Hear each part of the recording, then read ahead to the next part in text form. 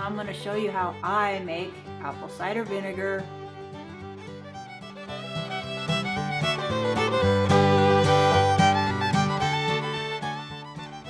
Alright you guys, so this is what you need to make some apple cider vinegar. I like to use these ball half-gallon jars because they're readily available and you can get lids for them if need be. And all sorts of good stuff comes with being able to find something that's readily available. You're going to want some really good apples. You want to make sure that they're organic if you can. If not, make sure that you peel them because you don't want any pesticide residue in your vinegar. Also, if you have to buy apples from the store like this one, you want to make sure that you cut the sticker off. You can't just wash the apple and expect all the adhesive to come off. Just the thought of that kind of grosses me out. I don't want that in my vinegar. You're going to need good sharp knives to cut your apples up with. A little one to, basically get the little things that you don't want off, like the sticker. You're going to need like a quarter cup of sugar. Now this is a new thing. I've never tried using sugar in my apple cider vinegar. I've always put just a little bit of apple juice or something like that in there. And then something that I do that I have not seen in any videos is I take apple cider vinegar that's already made as a starter and I put it in my vinegar so that it has kind of like a head start and it prohibits mold and other bacteria that you don't want. Make sure that it's organic and unpasteurized or from your previous batch. And I like to use probably about 1/3 of a cup or a couple tablespoons is just fine. And then I use spring water, and spring water is very important. You don't want to use just filtered water. It has to have some sort of minerals in it. If you have good well water at your house, use that because you want to be able to feed this bacteria the best stuff that you can. And also apple cider vinegar is something you're going to be consuming and using, so you want it to be good and healthy.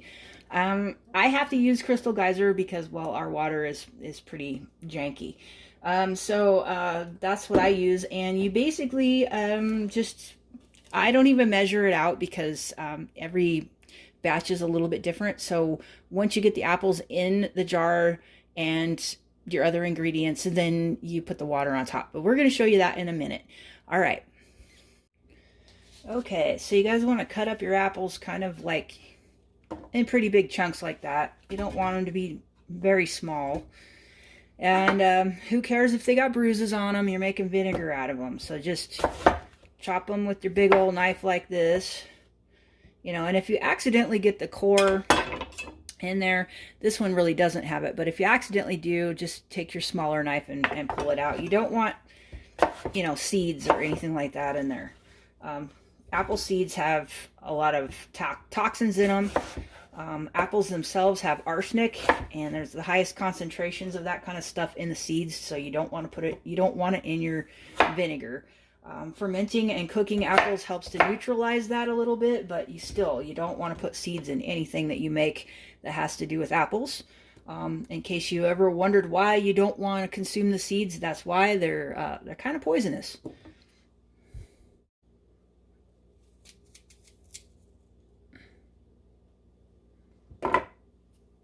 Okay, so once you have the apples cut up, it should look like this. And for a half-gallon jar, you probably do, I don't know, 3 or 4, maybe 5 medium to pretty good size apples will fit in here. It's important, though, that you don't get it above what they call the shoulder of the jar when you're filling it, because you're going to be putting lots of, well, not lots, but you're going to be putting some water in here and it's going to float, and it could float up really high when the fermentation starts and just overflow and make a mess. So you really want to kind of keep it below like this level right here. And I don't see a lot of people talking about that. They always show in the videos where the jars are like completely full. And I hadn't made apple cider vinegar in a long time and I'd forgotten about that. So it's very important that you guys don't fill it, completely high. You want it to be kind of like, look like this. So, but yeah, this little bump right here, they call it, the shoulders of the jar. And it actually literally, like if you don't fill it up above that, it actually helps to hold this stuff down a little bit so that it's not going to overflow and make a giant mess in your kitchen. So I just wanted to include that in the video so you guys know. It's kind of important. Okay, so now I'm going to add the apple cider vinegar starter, and you want to kind of shake it, whether it's your stuff or a store-bought or whatever. And unfortunately, I had to buy this from the store because, well, like I said, I haven't been able to make this in a very long time. And you just want to, you don't even really have to measure it out after you get used to doing it. And if you put a whole bunch in there, it's not going to hurt anything. Or if you don't put hardly any at all or none at all, it's not going to hurt. And you just pour that on in, and then you get your quarter cup of sugar, put it in there. Now the sugar is a new thing for me. I've not tried sugar before. I usually just use just the vinegar and the water, or apple juice if I want it to have a little bit more sugar in it to go faster. So this is like a new thing for me.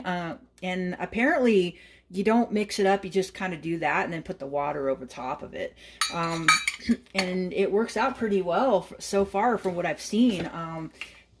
That's why I'm making another batch to show you guys, because I didn't want to make it and then have it be a total failure and tell you guys something wrong. And so what I do is I just take and put as much water as needed to pretty much cover the apples. That's pretty good. I had just the right amount in that jug. And that's what you want to do. You want to make sure that they're completely covered, the sugar and everything's covered. And another important thing is, please, please, please save yourself some time. Do not ever put honey in your thing. I know some people don't like using sugar. Maybe you can use brown sugar or turbinado sugar or something like that. But do not use honey. Honey is an antibiotic. Honey is an antimicrobial. They've been using it for centuries on open wounds and things like that for a reason. It does have sugar in it. It's a very high carbohydrate, but bees add things to it to make it antimicrobial. And so it will take longer for you to get a good ferment on it. If you do have to use honey, if you just can't stand the thought of refined sugar, and you don't want to use applesauce or apple cider, or you don't think that, you're going to get a good brew from just the apples in the water, which I have done and it actually works. It just takes a little bit longer.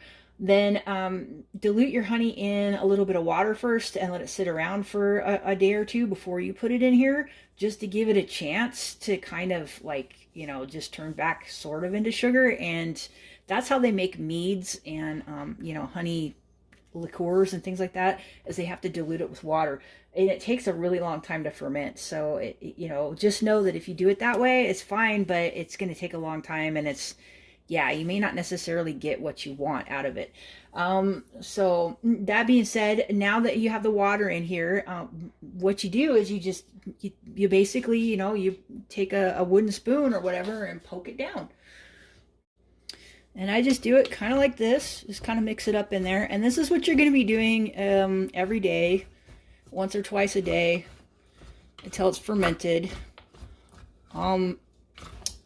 If you do add a starter vinegar, you will have a little more forgiveness and leeway on this.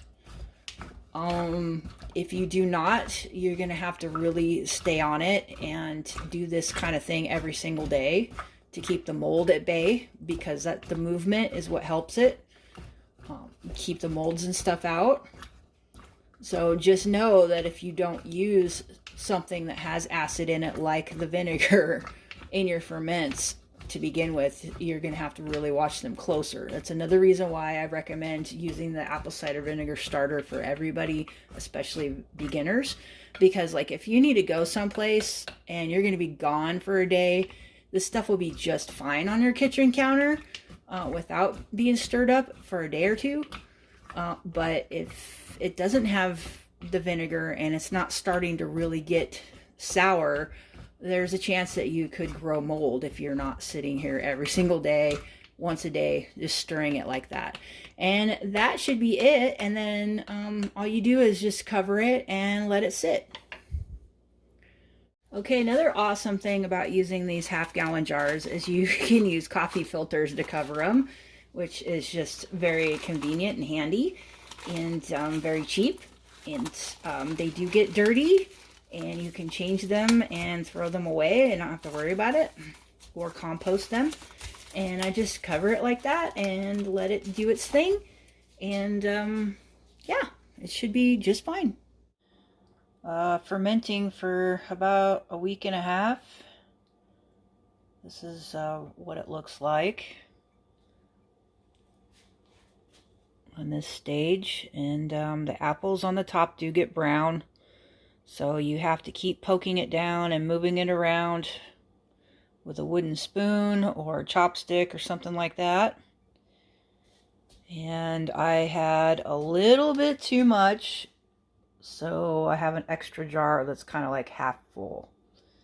So I just wanted to show you guys the stage of, you know, I don't know, a week and a half. It still smells like really, really nice apple cider. You could probably drink the stuff in the bottom if you wanted to, but it's a lot of effort to chop up those apples and make stuff like vinegar. So most people just keep going with the process, and they don't drink it. But look, you could see like little, I don't know if you guys could see that, but you could see bubbles. And if it's bubbling like that, that means it's fermenting. The bacteria is doing its job. At this point, it might actually almost be like a hard apple cider. I don't know. I don't want to taste it. I don't like alcohol. But yeah, I'm pretty sure, because during the fermentation process of anything, you're going to have a little bit of alcohol made, even if it's only about 5% or 0.5% usually. But yeah, it's doing its job. As you can see, the little bubbles happening there. And the reason why you put fabric or coffee filters over the top is so that it can breathe, because this type of fermentation needs to breathe. Oh, look, and there's a little ant. Luckily, he can't really get in there because of the rubber bands. That's another thing. You need to keep it covered up because of the critters. We have an ant problem here in California. No matter what you do, unless you have the bug guys come out every other week, you have ants in your house, no matter how clean it is. And because, well, we do a lot of stuff and make a lot of messes, our house isn't exactly clean. So there you go. But yeah, this is what it looks like about after a week and a half. And okay, guys, so as you can see, I've been doing this apple cider vinegar batch for a while. It's been a few weeks. There's apples in here still that are whole, but there's also ones that are broken down, and the whole thing almost looks like applesauce with like juice on top. And it still smells really nice. It's got a nice like apple juice kind of smell to it. It doesn't smell moldy. It doesn't smell off. It's not bad at all. But it still, to me, doesn't smell like vinegar. And we've had some cold days, so I'm pretty sure that part of the reason why it hasn't fermented all the way is just because of the temperature. You could probably speed up that process if you get like one of those heating pads for like sprouting vegetables or whatever, or one of those kombucha heating pads that they make now, and just put your jars on top of it or wrap it around your jars. That would probably make the process go quicker when the weather starts to get cold, because fall is the best time, at least where I live, to get apples, especially local apples. And so right after it's apple season, it gets really cold here, so just keeping them warm so that it would ferment faster is probably something you might want to do if you're in the same situation. Now, as you can see, this jar, the apples haven't broken down quite as much for whatever reason. They might have been tougher or fresher, I don't know. But same deal, it smells basically the same as the other jar, like kind of like a really nice apple cider smell. So that's what you want. And then after a while, you want it to start to really smell like vinegar. And if you're brave enough, you can taste it. I don't feel like tasting it right now because to me, I can smell the sugar in it still. So the bacteria haven't done their job completely yet. So I'm just going to leave it alone and see what happens. Okay, guys, so here is some finished apple cider vinegar. I'm going to be filtering it. We've been having some colder temperatures lately, so the jars that are more full are still not quite vinegar yet. But for some reason, this one that was like kind of leftover extra stuff is pretty much ready to go. So I'm going to show you guys how I do it. Basically, I'm reusing an old apple cider vinegar jar or bottle or whatever that came from the store, and I'm just gonna simply filter my apple cider vinegar right into this, and we'll see how it turns out. All right, so here we go. Just gonna pour it on in. And as you can see, you know, I'm using a funnel and a strainer because, you know, the jar probably will not accommodate that if I don't. And it's looking pretty good. And what you can do too after, if you're not quite sure that it's quite vinegar yet, which I can smell it, and I've been doing this long enough I can smell it, but if you think that it needs to go longer, you can still filter it into like a wider mouth jar and then like just let it sit longer. And that too, like if you put it in your little jar, your little bottle here like this, and it's not quite vinegary enough for you, you could always transfer it back into another wide mouth jar and put a, you know, a cover over it and basically re-ferment it. And there's no harm in doing that. And as you notice, I'm not filtering this. I'm basically just straining it because after, you know, it's sitting around for a while, the apples that are in there, kind of some of them turn into applesauce. So you don't, I personally don't want that in my vinegar. So I'm just basically running it through a strainer, but I'm not filtering it like some industrial places will tend to do. And I'm not going to pasteurize it, so it's going to retain all of its good probiotics and yeasts and whatever it has in it. So, yeah. Okay, guys, so here's the finished product. It's kind of a slightly different color than some of the apple cider vinegars I've made. I think it's just because I use mostly yellow apples. Those of you out there that have been making it a long time, let me know. But yeah, the Bragg's, it's kind of a darker color, as you can see, and that's more of what I'm used to. So if anybody out there that makes apple cider vinegar and knows why this would be a different color, you know, let us know in the comments, because I'm sure we'd all like to know. But I've actually seen apple cider vinegar in stores that was this lighter color before, so I'm thinking it has something to do with the type of apples that were used. But like I say, most of the local apples that I did get this year were a very light red or a yellow color. And yes, when I say light red, I really do mean light red. They basically were like a lighter color red, almost pink, with some yellowish underneath. So yeah, they were pretty much a yellow apple, just with some, you know, highlights or lowlights of red, or whatever you want to call it. So maybe that has something to do with the coloring of it. But yeah, this is how it turned out, and there's not that much in here. So yeah, it looks like you're making a whole bunch, but really you're not. And like I said, that was just a half, not even a half jar's worth of extra stuff left over.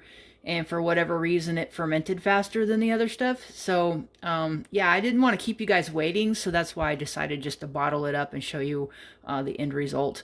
But yeah, that's basically what we got out of all of this stuff.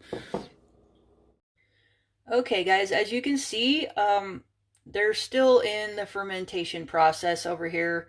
And like I was saying before, there's like a lot of applesauce looking stuff in the bottom, and that's why you need to use a strainer on it. But you really don't need to filter it, and you don't Don't ever want to pasteurize it because you want those good probiotics and bacterias if you do decide to take it as a tonic.